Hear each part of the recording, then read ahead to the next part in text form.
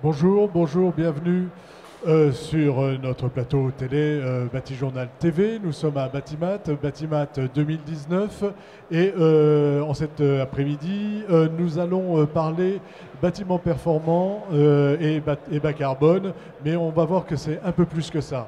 Avec moi, Julia Turpin, bonjour. Bonjour. Vous êtes architecte Oui, tout à et fait. votre agence s'appelle le Grand 8. Oui. Est-ce que vous pouvez nous parler de cette agence, nous dire un Oui, peu dans quel domaine vous intervenez? oui, alors Grand 8, c'est une agence qui est basée dans le 19e arrondissement à Paris. Et nous intervenons sur des domaines très variés, mais notre cheval de bataille, très simplement, c'est de bâtir en fait respectueusement des hommes et de l'environnement. Voilà. Deux aspects, on ne parle pas que bas carbone avec vous. Non. Donc, on va parler de la ferme du rail. La ferme du rail à Paris, qu'est-ce que c'est? Alors la ferme du rail, c'est un projet Réinventer Paris qu'on a démarré en 2015 pour le démarrage du concours, qu'on est en train de livrer là maintenant. Et c'est un CHRS, un centre d'hébergement et de réinsertion, ainsi que des locaux d'activité tournés autour de l'activité maraîchère. C'est un bâtiment qui est ouvert sur le quartier. Donc c'est une ferme. C'est une ferme, tout à fait. Une ferme à Paris. Elle est située où exactement? Rue de l'Ourcq, au bord de la Petite Ceinture. Voilà, la petite ceinture parisienne, pour ceux qui connaissent, la petite ceinture, c'était une voie de chemin de fer qui faisait le tour de Paris. Voilà. En quoi ce projet, alors vous m'avez dit tout à l'heure, c'est un projet d'équipe. En quoi c'est un projet d'équipe?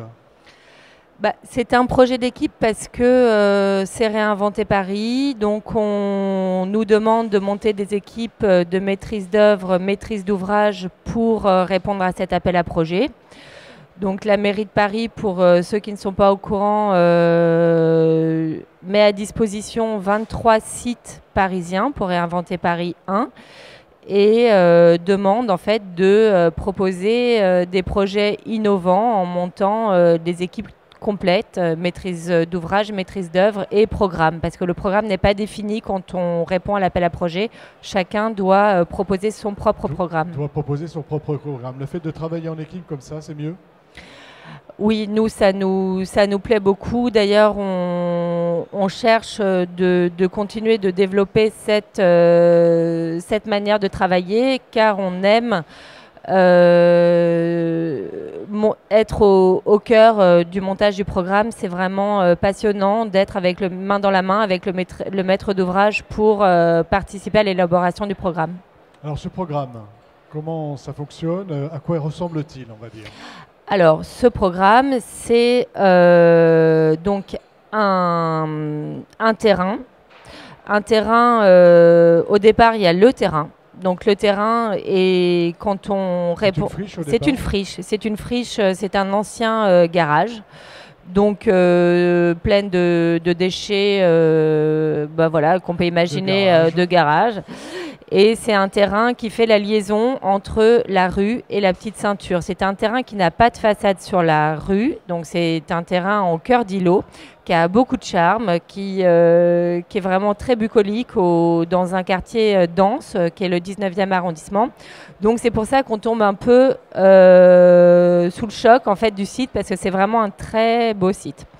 Donc ensuite, nous, ce qui nous intéresse, Clara, donc mon associée, rencontre Yves de Travailler Vie, donc qui est directeur d'une entreprise d'insertion. Ce qui nous intéresse, c'est de travailler pour tous, donc autour de l'insertion, donc de personnes en grande difficulté, insertion par le travail et par le logement, mais aussi un bâtiment qui sert à la ville, qui sert aux habitants du quartier. Un lieu en fait où tout le monde peut se retrouver. Où tout le monde puisse venir, c'est pas un lieu fermé. Même s'il est un petit peu caché, c'est pas un lieu fermé. Et c'est un lieu qui va vous permettre aussi d'apporter une nouvelle liaison urbaine. Voilà, tout à fait. Alors, ça se présente comment? On a des bâtiments d'habitation, des bâtiments de travail, une serre. Voilà. Expliquez-nous un petit peu, on a un plan de masse, là vous pouvez vous appuyer sur le plan de masse et nous expliquer un petit peu la façon dont vous avez abordé cette parcelle.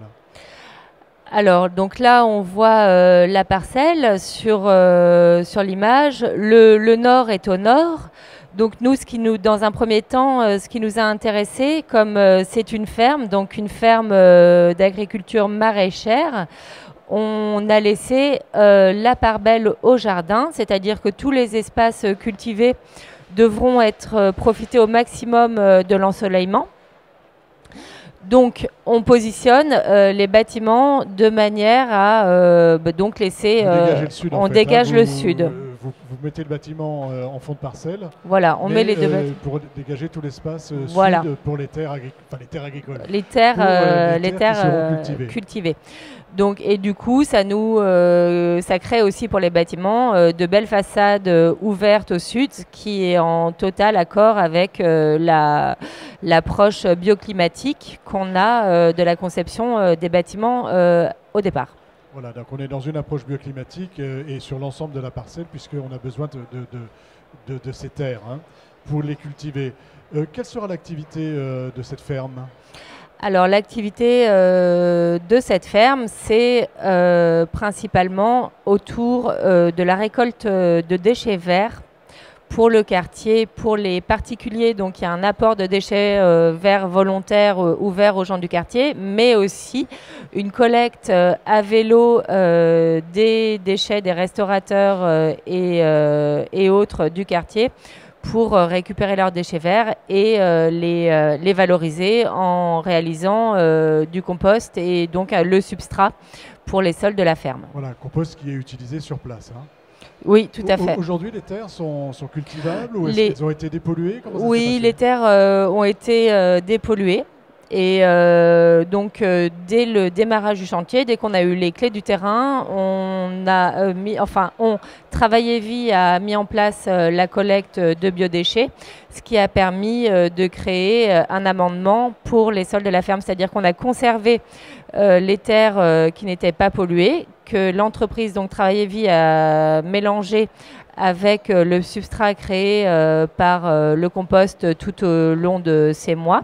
Et ça a donné un sol cultivable et un bon sol, parce qu'aujourd'hui, ils font déjà pousser des légumes sur le site alors que le chantier n'est pas terminé. Alors on a une image du chantier, c'était en août dernier, c'est ça ? Voilà. Alors est-ce que vous pouvez nous raconter un peu l'histoire de ce bâtiment, les modes constructifs, les choix que vous avez faits en termes constructifs ? Oui. Alors déjà là à droite on voit le bâtiment de logement et à gauche le bâtiment d'activité surmonté de la serre.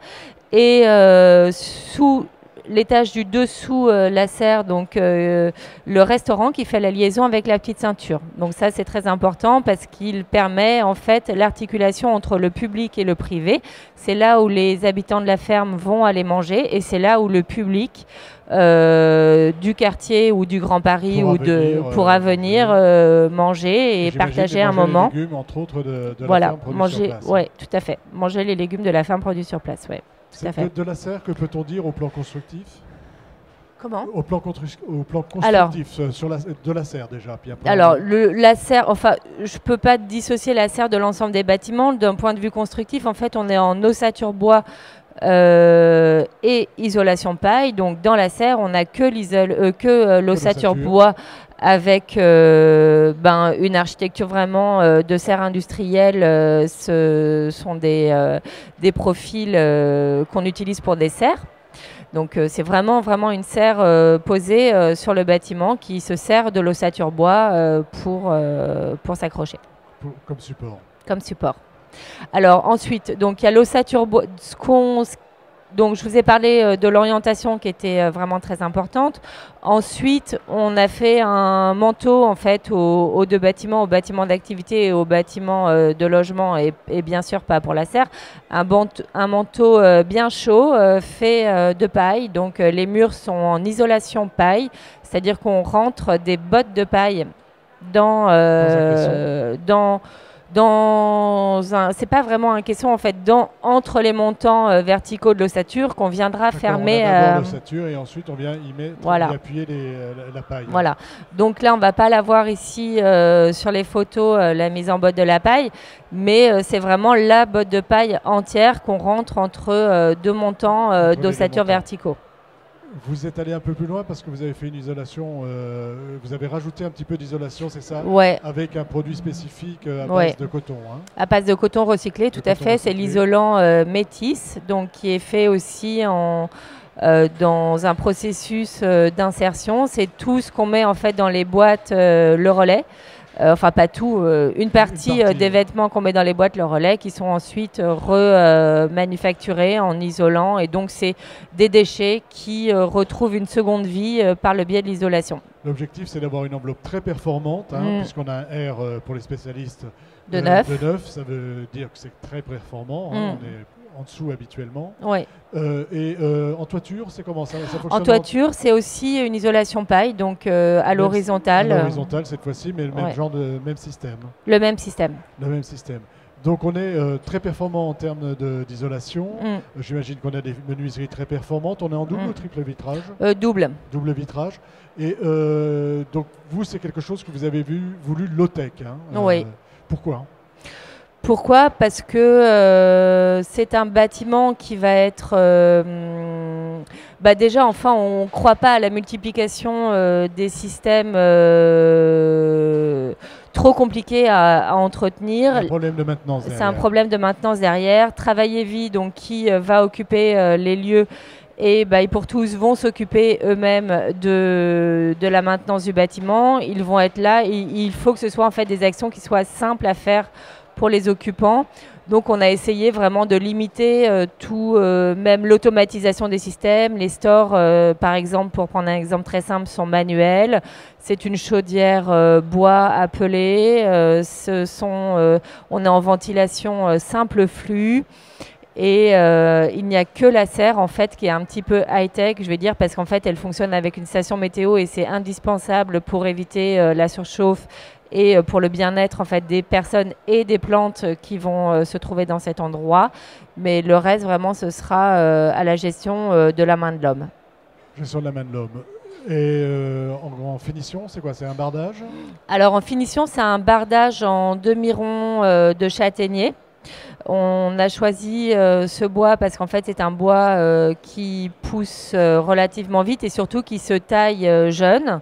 Et c'est vraiment le demi-rondin qui est utilisé dans son expression la plus rustique. Il est fendu en deux et écorcé. Et voilà, donc ça nous évitait en fait on ne voulait pas utiliser un bardage qui soit trop industrialisé. On préférait utiliser quelque chose de vraiment le plus naturel possible et le plus proche du matériau brut. À l'image aussi de la paille, c'est pour ça qu'on a choisi la paille. Matériau brut, hein, voilà. Ce qui ne veut pas dire qu'il n'y ait pas de recherche esthétique. Hein. Non, pas du tout. Après, je vous laisse juger. Pour l'instant, on ne voit pas beaucoup de bardage. Vous voyez pas le bardage. On le voit le long de la cage d'ascenseur. Le long de la serre, de la cage d'ascenseur. Il y a un aspect qui est important dans ce projet, c'est que on travaille en économie circulaire. Hein, et vous avez commencé, parce qu'on en parle beaucoup aujourd'hui, mais on n'en voit pas beaucoup, mais vous avez travaillé le réemploi. Tout à fait. Est-ce que vous pouvez nous expliquer, alors je sais qu'il y a une image qui nous montre un peu le cercle vertueux du réemploi, la voilà. Expliquez-nous un petit peu ce que vous avez mis en place.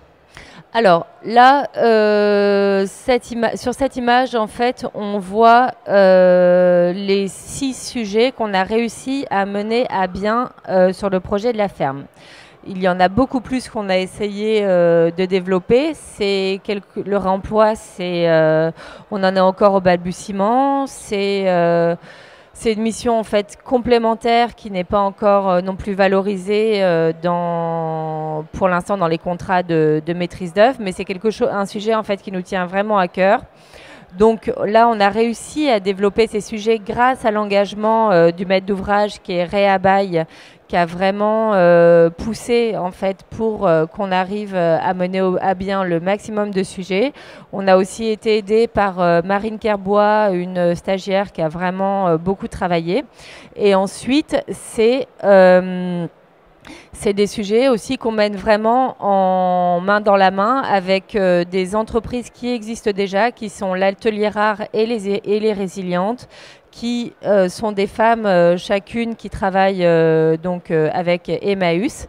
Et ça nous permet en fait d'avoir des partenariats. Des partenariats, de pouvoir avoir une sorte de plateforme de matériaux, voilà, ça, que vous pouvez réutiliser. Oui, je dis oui. plateforme, mais En fait, je peux entrer dans le détail un petit peu ou on pas? n'a plus beaucoup de temps. D'accord.